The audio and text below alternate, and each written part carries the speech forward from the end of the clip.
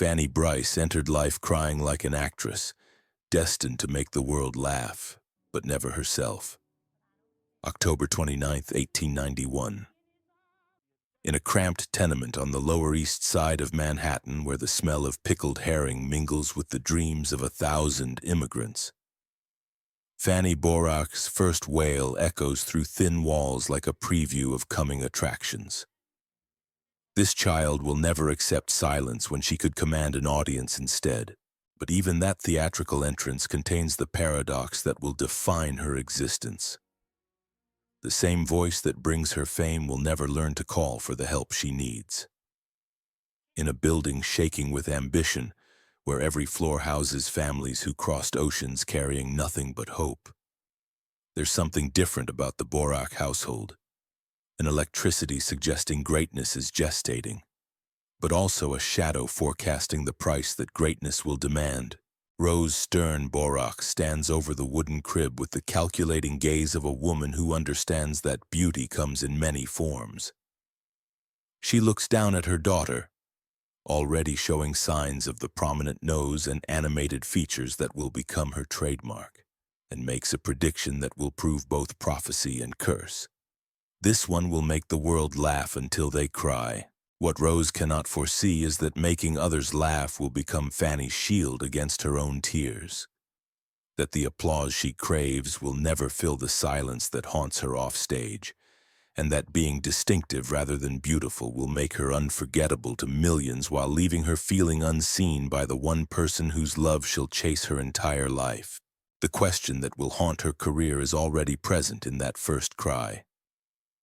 If you can make everyone else happy, why can't you make yourself happy?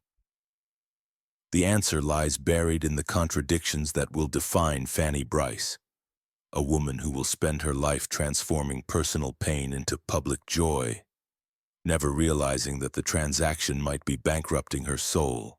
To understand how this story became both triumph and tragedy, we must witness how a funny-looking girl from the slums learned that being memorable beats being beautiful, but discovered too late that being loved requires more than being applauded.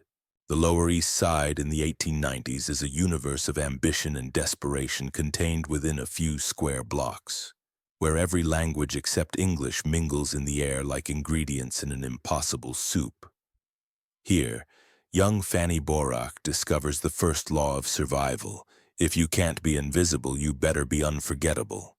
Her father, Charles Brice, owns a saloon that serves as much disappointment as whiskey.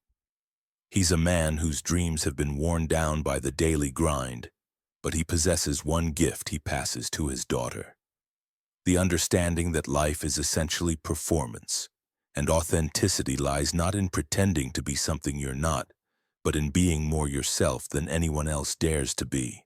You got a face that's gonna make people remember you, he tells 7-year-old Fanny as she practices songs in the back room. Question is, what you want them to remember it for. It's a lesson that cuts both ways. Fanny is acutely aware that she doesn't possess the delicate features that defined feminine beauty in 1898. Her nose is prominent, her mouth wide, her expressions too animated for a world that expects women to be decoratively silent. But instead of shrinking from these differences, she weaponizes them, understanding instinctively that distinctive trumps pretty every time. I was never the beauty, so I had to be everything else, she tells her mother one afternoon after a neighbor comments on the unfortunate size of her nose. It's the first articulation of a philosophy that will define her entire approach to both art and life. If the world won't love you for what you are, make them need you for what you do. The neighborhood's Yiddish theaters become her first classroom in authentic emotion. These performances are raw, unpolished, nothing like the refined entertainment that plays uptown for audiences who can afford to pretend that art and life are separate things. Here, on stages built from wooden planks and dreams, Fanny witnesses the power of making an audience feel rather than simply observe. But it's watching these performers off stage that teaches her the most crucial lesson. The same people who command complete attention during performance often stand alone afterward, their charisma evaporating the moment the audience disperses. She notices how they linger in the theater after everyone else has gone home, as if afraid to face the silence that waits outside. Why do they look so sad after they make everyone happy? She asks her mother after one particularly memorable show. Because making other people happy and being happy yourself are two different jobs, Rose replies with the wisdom of someone who has watched many performers discover this truth too late. And most people only know how to do one of them. Her mother's words plant a seed of understanding that will grow into both artistic genius and personal tragedy. Fanny begins to see that her gift for observation and mimicry comes from the same place as her loneliness, an outsider's perspective that allows her to see what others miss but keeps her forever at arm's length from the connections she craves. The first real opportunity comes in 1906 when Fanny wins an amateur contest at Keeney's Theater in Brooklyn. Standing on that stage, earning her first $10 for making strangers laugh, she experiences the drug that will dominate her life. The electric moment when an audience transforms from a collection of strangers into a single organism responding to her will. But even in that moment of triumph, the contradiction is already apparent. On stage, she's fearless, commanding, larger than life. Off stage, she's a 15-year-old girl desperate for approval, particularly from men who seem perpetually out of reach. The same vulnerability that makes her comedy relatable also makes her personal life a series of increasingly desperate attempts to find someone who will love her as unconditionally as her audiences do. Could their early childhood experiences have laid the foundation for later triumphs or tragedies? For Fanny, the answer lies in learning that entertainment is survival by other means, but also in developing an addiction to applause that will make silence feel like death. The transition to professional entertainer requires sacrifices that extend beyond the financial. Fanny must learn to package her spontaneous humor into reproducible bits, to transform her natural observational gifts into reliable commercial products. The process is both exhilarating and soul-crushing. Each successful bit becomes a cage she must inhabit night after night, repeating gestures and inflections until they feel foreign to her own experience. She spends hours in front of mirrors, studying her reflection to understand exactly which angle makes her nose appear most comedic, which expression generates the biggest laugh. The girl who once performed from pure instinct now becomes a student of her own face, cataloging every feature that can be weaponized for comedy. It's a form of self-objectification that will serve her professionally while gradually eroding her sense of authentic identity. The amateur competitions that follow become increasingly sophisticated showcases of manufactured spontaneity. Fanny develops signature bits, the immigrant mother trying to understand American customs, the aspiring actress whose delusions of grandeur expose universal human vanity, the working-class girl commenting on high society pretensions. Each character springs from genuine observation, but the demands of commercial entertainment require her to exaggerate and systematize these insights until they become reproducible commodities. Her audition for the Ziegfeld Follies in 1908 becomes legendary not just for her talent, but for her audacity. The story, as Fanny later tells it, involves her simply showing up at the theater and refusing to leave until someone hears her.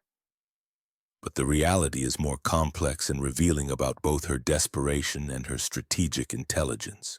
She had studied Ziegfeld's operation for months before making her move, understanding that traditional audition processes favored classical beauties and trained performers, categories that explicitly excluded someone like her. Her spontaneous appearance was actually carefully timed for a moment when Ziegfeld himself would be present, and her improvised audition piece was a song she had rehearsed hundreds of times. When Florence Ziegfeld finally agrees to see her, Fanny performs Sadie Salome Go Home, a dialect song that parodies both classical dance and immigrant aspiration. The performance is a masterclass in emotional manipulation. She makes Ziegfeld laugh at the character's pretensions while simultaneously making him feel guilty for laughing. then shifts the tone to reveal the genuine pathos beneath the comedy. "I don't know what to call what you do," Ziegfeld tells her afterward, his voice carrying both admiration and uncertainty. "It's not exactly comedy and it's not exactly drama. It's something I've never seen before." "I call it life," Fanny responds with instinctive wisdom that masks calculated preparation. "That's all I'm doing up there, showing them life, just bigger and funnier and sadder than they're used to seeing it all at once." The answer reveals both her genius and her tragedy. Fanny has discovered that she can transform personal pain into public entertainment, but she hasn't yet understood that this transaction might eventually bankrupt her emotional reserves. She's learned to mine her own experience for material without developing strategies to replenish what she extracts. "I don't know what to call what you do," Ziegfeld tells her afterward. "It's not exactly comedy and it's not exactly drama. Call it life," Fanny responds with instinctive wisdom. "That's all I'm doing up there, showing them life, just bigger and funnier than they're used to seeing it." Was the success they achieved truly worth all the pain they endured? The question becomes relevant immediately as Fanny Brice, her new professional name, discovers that success comes with its own unique isolation. The Ziegfeld Follies represents the pinnacle of American variety entertainment, showcasing the most beautiful and talented performers in the country. But it's also a pressure cooker of competition, insecurity, and constantly shifting alliances where today's headliner can become tomorrow's forgotten act with a single bad review or change in public taste. The Follies operate according to a cruel calculus that Fanny must learn to navigate. Beauty fades, but talent endures only as long as it remains commercially viable. She finds herself in the unique position of being valued for qualities, humor, intelligence, emotional honesty, that her more conventionally attractive colleagues often view with suspicion or outright hostility. The other chorus girls, despite their surface friendliness, maintain a careful distance from Fanny. They understand instinctively that her success operates according to different rules than theirs, and that her ability to connect with audiences through vulnerability and self-deprecation makes their more traditional forms of appeal seem shallow by comparison. It's not malicious exclusion, but it's exclusion nonetheless, the inevitable result of being different in an environment that values conformity even as it profits from distinction. Fanny develops friendships among the comics and character actors, the musicians and stagehands, the people who, like her, exist on the margins of conventional glamour. These relationships become her lifeline during the years of professional ascension, providing the emotional support and authentic connection that her public success fails to generate. "We're the real ones," her friend Eddie Cantor observes during a late-night conversation in a midtown diner after a particularly successful show. "We don't just entertain people. We tell them truths they can't admit they want to hear. But the price of being real is that we never get to stop being real even when we're exhausted from carrying everyone else's emotional baggage." It's an observation that proves prophetic. Fanny begins to notice that people approach her differently than they approach other performers. Audiences don't just want her to be funny. They want her to be wise, maternal, available for their emotional needs in ways that beautiful performers are never expected to be. The same authenticity that makes her successful also makes her vulnerable to exploitation by anyone who recognizes that her generosity extends far beyond her professional obligations. Surrounded by classical beauties and sophisticated performers who seem to glide through their careers effortlessly, Fanny's success feels different, harder won, more fragile, dependent on a kind of emotional honesty that leaves her constantly exposed. She develops her signature pieces through painstaking observation of her own insecurities and the social dynamics around her. Sadie Salome, Go Home, mines immigrant aspirations for comedy while revealing the genuine pathos of cultural displacement. Her dialect songs become anthropological studies disguised as entertainment. capturing the speech patterns, mannerisms, and psychological quirks of communities that mainstream entertainment typically ignores or mocks. But the process of creating this material requires Fanny to maintain a delicate balance between affection and condescension, celebrating her subjects while making them comprehensible to audiences who might otherwise dismiss them as alien or irrelevant. Picture this scene. Backstage at the New Amsterdam Theater after a triumphant performance of her latest Follies routine. The audience's laughter still echoes through the building. Genuine, sustained, the kind of response that most performers would kill for. But Fanny sits alone in her dressing room, slowly removing the exaggerated makeup that transforms her into a comic character. Watching herself disappear layer by layer, the mirror reflects back a progression that will repeat thousands of times throughout her career. From animated performer to ordinary person, from the center of attention to complete solitude. The false eyelashes come off first, then the heavy rouge that creates artificial rosiness. Finally, the white grease paint that highlights her expressions for the back rows. With each removal, her features become more recognizably her own, and somehow less interesting, less magnetic, less worthy of attention. The silence in the dressing room is deafening after hours of applause and laughter. This moment, the transition from beloved performer to ordinary person, becomes the crucible where Fanny's insecurities are forged and refined. She stares at her reflection and whispers the question that haunts every performer who achieves success through personality rather than conventional beauty. Who am I when no one's watching? And why does that person feel so much less real than the one who makes everyone laugh? It's during this period of professional ascension that Fanny develops the philosophy that will both make her famous and ultimately break her heart. Let the world call me funny. I'd rather make them laugh than see me cry. The statement becomes her unofficial motto, but it also reveals the tragedy at her core. The assumption that emotional honesty is a performance tool rather than a pathway to genuine connection. The philosophy contains a fatal flaw that won't become apparent until much later. By positioning herself as the person who makes others feel better, Fanny eliminates the possibility of reciprocal emotional support.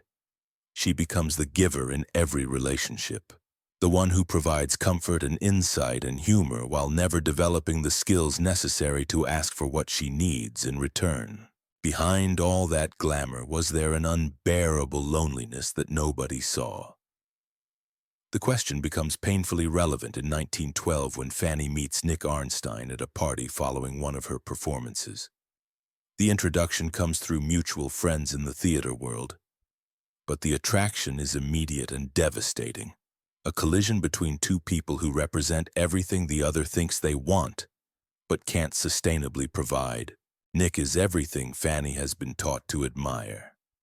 Tall, classically handsome, impeccably dressed, possessed of the kind of effortless sophistication that seems to come naturally to men born into privilege. He speaks several languages, moves through high society with apparent ease, and carries himself with the confidence of someone who has never doubted his right to occupy any space he enters. But beneath the polished exterior lies a man whose charm masks fundamental inadequacies that will ultimately destroy everyone who loves him. Nick is a gambler not just professionally but temperamentally. Someone who approaches every relationship, every business venture, every aspect of life as a bet that can be won through charisma and cleverness rather than effort and integrity. Their initial conversations reveal the dangerous chemistry that will define their relationship. Fanny is drawn to Nick's sophistication and old-world elegance, qualities that seem to elevate her beyond her Lower East Side origins. Nick, meanwhile, is fascinated by her success and the financial security it represents, but also by her genuine talent and the authenticity that makes her so different from the society women he typically pursues. "You're not like anyone I've ever met," he tells her during one of their early encounters, a line that sounds romantic but actually reveals his inability to see her as an individual rather than an exotic creature to be collected and displayed. "I should hope not," Fanny responds with characteristic humor, not yet understanding that Nick's appreciation for her uniqueness comes with an expectation that she will modify that uniqueness to suit his needs. The courtship that follows becomes a masterclass in mutual misunderstanding. Fanny interprets Nick's attention as validation of her worth as a woman, proof that her success has somehow transformed her into someone worthy of love from a man who represents everything she's been taught to want. Nick sees Fanny as a solution to his financial problems and social insecurities, a successful performer whose career can support his lifestyle, while her devotion provides the emotional security he's never learned to generate for himself. But more crucially, Nick represents something Fanny has never experienced. Someone who seems to love her not for what she can do, but for who he imagines she is. The problem is that his image of her requires her to be someone completely different from the woman who made her successful.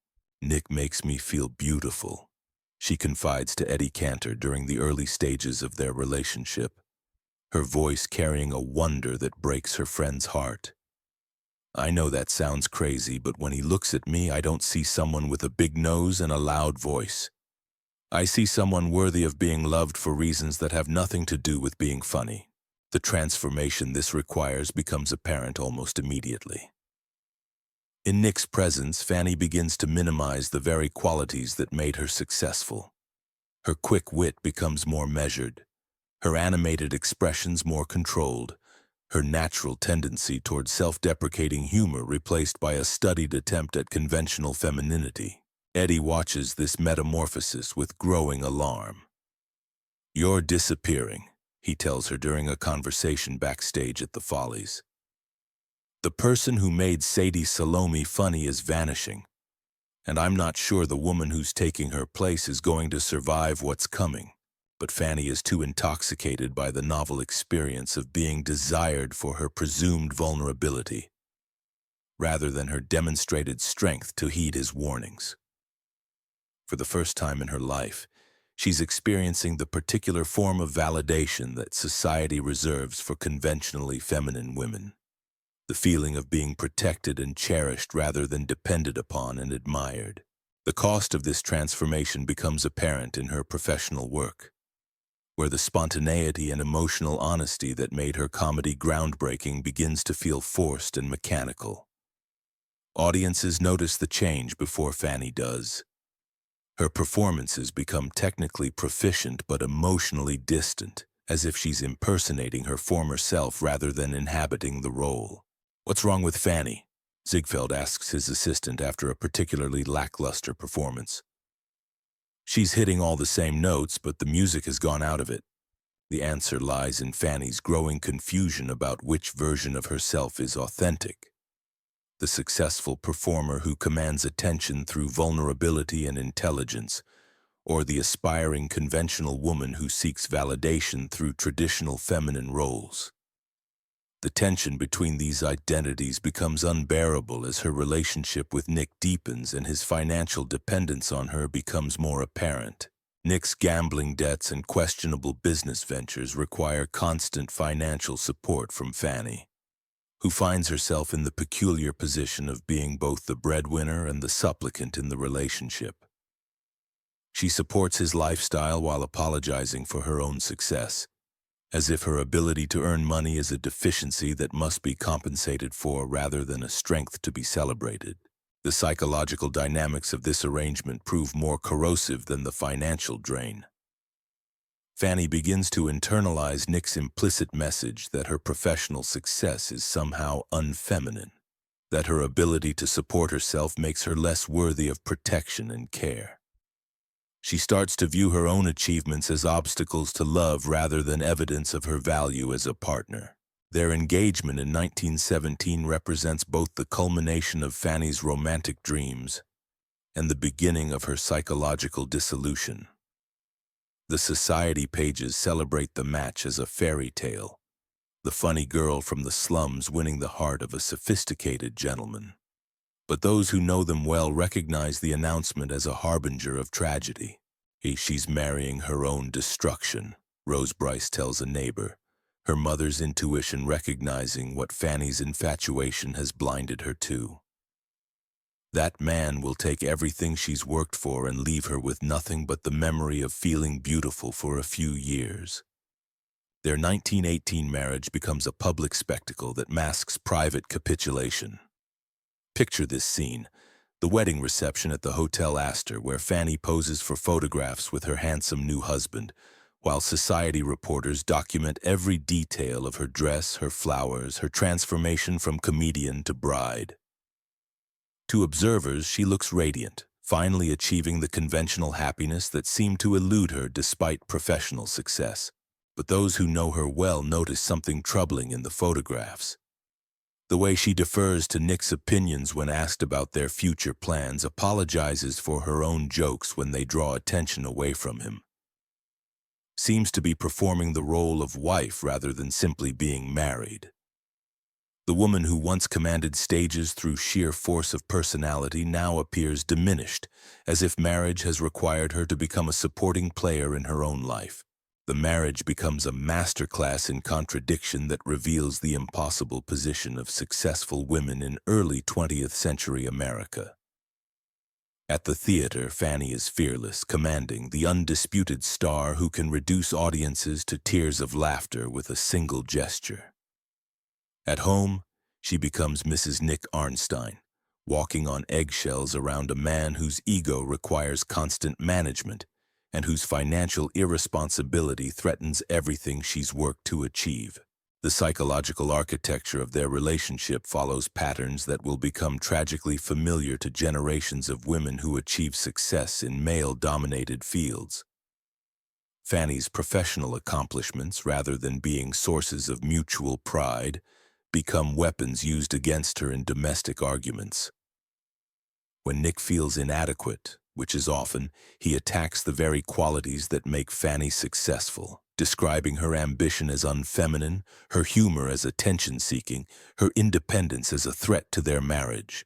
You care more about those people in the audience than you care about me, he tells her during one particularly vicious argument, employing the classic manipulation tactic of forcing her to choose between her identity and his approval. Maybe if you spent as much time being a wife as you do being a star, we wouldn't have these problems. The accusation cuts deep because it contains enough truth to be plausible and enough distortion to be devastating. Fanny does care deeply about her work and her audiences. They represent the only realm of her life where her efforts consistently produce positive results. But Nick's framing of this dedication as selfishness rather than professionalism reveals his fundamental inability to understand that her career is not a hobby she pursues for ego gratification, but the foundation of both their financial security and her sense of self-worth. Fanny begins to internalize these criticisms, developing a form of imposter syndrome that will plague successful women for decades to come. She starts to view her professional achievements as somehow fraudulent, as if her ability to make people laugh is a trick rather than a skill, a lucky accident rather than the result of years of hard work and natural talent. Maybe he's right, she confides to her friend Nikki Arnaud during a rare moment of honest self-doubt. Maybe I have been selfish. Maybe I've been so focused on my career that I forgot how to be a real woman. The conversation reveals the devastating effectiveness of Nick's psychological manipulation. He has managed to convince Fanny that her strengths are actually weaknesses, that her success is evidence of her failure as a woman rather than proof of her value as a human being. The professional consequences of this internal conflict become apparent in Fanny's performances during the early years of her marriage. The spontaneity and emotional honesty that made her comedy revolutionary begins to feel forced and mechanical. She's no longer mining her own experience for material, she's performing a sanitized version of her former self, one that won't threaten Nick's fragile masculinity or challenge audiences' expectations of feminine behavior. Ziegfeld notices the change immediately. Where's the fire? he asks her after a particularly disappointing performance. You're hitting all the right notes, but the passion has gone out of it. What happened to the woman who made My Man feel like a confession instead of a song? The reference to My Man, one of Fanny's signature pieces, is particularly pointed. The song, which becomes her most famous number, tells the story of a woman's devotion to a man who treats her badly, and Fanny's performances of it during her marriage to Nick carry an authenticity that makes audiences uncomfortable with their own voyeuristic pleasure. She's not just singing about unconditional love, she's demonstrating it, live on stage night after night. It was easy to make millions laugh, but impossible to make one man stay, she writes in her diary during this period, though she doesn't yet understand the full implications of this observation. The sentence captures the essential tragedy of her situation. The skills that make her successful professionally, vulnerability, emotional availability, the willingness to transform pain into entertainment, become liabilities in a relationship with someone who interprets these qualities as weaknesses to be exploited rather than strengths to be cherished. The dynamic intensifies as Nick's financial problems become more serious and more public. His gambling debts accumulate faster than Fanny can pay them, and his business ventures, always described in vague terms that should have been warning signs, consistently fail to generate the returns he promises. Fanny finds herself not just supporting Nick financially, but also protecting him from the consequences of his own poor decisions. "Why do you stay with him?" Eddie Cantor asks her during one of their regular backstage conversations, his frustration evident in his voice. "Everyone can see what he's doing to you. Everyone except you, apparently." "Because he needs me," Fanny responds with the logic of someone whose entire identity has become organized around being useful to others. "And because when he looks at me, I don't see failure. I see possibility." The answer reveals the depth of her psychological investment in the relationship. Nick has become more than a husband. He's become a mirror that reflects back a version of herself that she prefers to the reality.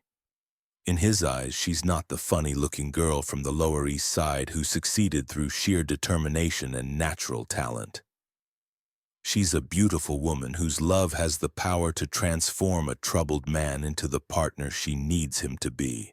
This fantasy requires constant maintenance, and the effort of sustaining it begins to exhaust Fanny's emotional reserves.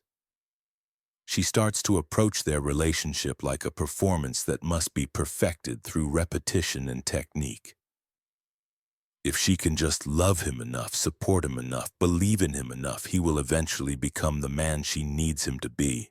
The climax comes in 1924 when Nick is arrested and convicted for his involvement in a securities fraud scheme that has been building for years. The charges are serious: conspiracy, wire fraud, embezzlement, and the evidence is overwhelming. But perhaps most devastating for Fanny is the realization that Nick's criminal activity has been ongoing throughout their marriage, meaning that every conversation about his business ventures, every promise about future success, every request for financial support has been built on lies. Picture this scene: Fanny sitting in her dressing room between shows on the day Nick's conviction is announced, holding newspapers with headlines that scream, "Arnstein guilty, Brice stands by him." The black ink smears across her white gloves as she grips the papers, her carefully applied stage makeup running down her cheeks in dark rivulets that mirror the newsprint. In this moment, her two worlds collide catastrophically. The private shame of being married to a convicted criminal merges with the public humiliation of having her name linked to his crimes. The newspaper coverage doesn't just report Nick's conviction, it speculates about Fanny's knowledge of his activities, questions her judgment, and transforms her from sympathetic figure to potential accomplice in the court of public opinion. She has 15 minutes before her next entrance. 15 minutes to transform from a woman whose world is crumbling into the funny girl who makes everyone else's problems disappear. The makeup artist hovers nearby, waiting to repair the damage, but Fanny waves her away. For once, she wants her pain to be visible. wants the audience to see what it costs to make them laugh night after night. But when the curtain goes up, she performs as she always has, with total commitment, complete emotional availability, as if the devastation of her personal life is just another form of material to be transformed into entertainment. The audience notices nothing different about her performance, which is perhaps the most tragic aspect of the entire situation. Fanny has become so skilled at hiding her pain behind humor that even genuine crisis can't penetrate the mask she's learned to wear. Did this tragic event mark their downfall? Or was it simply the tipping point of deeper problems? For Fanny, Nick's imprisonment forces a reckoning with the contradictions that have defined her adult life. She spent years trying to balance public success with private desire for conventional happiness, and the effort has nearly destroyed both. But rather than abandoning Nick, Fanny stands by him throughout his trial and imprisonment. A loyalty that baffles friends and provides ammunition for critics who see her personal choices as evidence that even successful women are ultimately irrational when it comes to love. I can make them laugh until they cry. But who will make me laugh? She asks her friend during the divorce proceedings that finally end her marriage to Nick in 1927. The question reveals the essential tragedy of her situation. Her gift for creating joy has not exempted her from the universal human need for companionship and understanding. The period during Nick's incarceration becomes a time of unexpected liberation. Without the need to manage his ego or support his lifestyle, Fanny rediscovers the joy and performance that first drew her to the stage. Her comedy becomes sharper, more honest, infused with hard-won wisdom that can only come from surviving public humiliation and private betrayal. It's during this period that she develops the radio character that will define the later phase of her career. Baby Snooks, a mischievous child whose innocent questions expose the absurdities of adult life. The character allows Fanny to channel her own confusion about the world into something universally relatable, transforming personal bewilderment into public entertainment. Baby Snooks lets me ask all the questions I wish I could ask in real life, she explains to a radio interviewer. Why do adults make everything so complicated? Why do we pretend things are fine when they're not? Why do we tell children to be honest and then lie to each other all day long? But even as her professional life reaches new heights, Fanny remains trapped in patterns established during her marriage to Nick.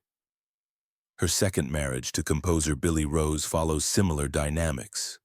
Initial attraction based on mutual professional benefit, followed by gradual disillusionment as their different needs become apparent.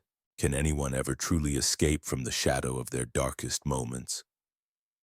For Fanny, the answer emerges gradually through understanding that her gift for making others happy was both her greatest strength and her deepest vulnerability. She had spent so many years perfecting the art of emotional generosity that she never learned to protect herself from those who would exploit it. I feared the silence more than the applause, she confides to her biographer during her later years, revealing the anxiety that drove her entire career. For someone whose livelihood depended on commanding attention, the prospect of being ignored was more terrifying than any form of criticism. Her final radio appearance in 1946, just months before her death, becomes a moment of perfect clarity. Picture this scene. Fanny sitting alone in the radio studio, her voice older and more fragile than the booming presence that once filled Broadway theaters. The live audience laughs at her familiar bits, but there's something different in her delivery. A weariness that suggests she's finally grown tired of the performance. A star is born every night on Broadway, she says during the broadcast, her voice catching slightly. But she cries alone when the curtain falls. The line gets a laugh from the studio audience, but those listening closely hear something else. The sound of someone finally telling the truth about the cost of making others happy. Were these final decisions acts of surrender, or courageous acts of self-preservation? For Fanny, the question becomes irrelevant as she gains understanding that her legacy lies not in the personal happiness she achieved or failed to achieve, but in the permission she gave others to be authentically themselves. When Fanny Brice dies of a cerebral hemorrhage on May 29, 1951, the obituaries struggle to capture the complexity of what she represented. But perhaps the most telling tribute comes from Eddie Cantor, who observes that Fanny never learned to separate the person from the performer, and that's what made her both great and tragic. The creation of Funny Girl in the 1960s ensures that Fanny's story reaches new generations, but it also creates a romanticized version that somewhat obscures the harder truths of her actual life. The musical captures the essential tragedy of her relationship with Nick Arnstein, while presenting a more palatable version of her personality and struggles. What hidden secrets might still remain untold behind their public image? In Fanny's case, the secrets are not scandals but sorrows. The daily struggle to maintain optimism despite repeated disappointments. The exhaustion of being perpetually on. The growing awareness that her gifts came with costs she hadn't anticipated. Her private letters reveal a woman far more self-aware than her public persona suggested. "The funny thing about being funny," she writes, "is that people assume you're always happy. They don't understand that the best comedy comes from the deepest sadness, and that making others laugh is sometimes the only way to keep yourself from crying." Fanny's greatest role was herself, and that was the one place she could never find an audience. She proved that authenticity could triumph over conventional beauty, that vulnerability could be a source of strength, and that making people laugh was itself a form of heroism. But her story also illustrates the danger of confusing professional success with personal fulfillment, of believing that being loved by millions can substitute for being understood by one. The tragedy of Fanny Brice was simple. Being funny was never enough. She gave the world laughter and kept only silence for herself.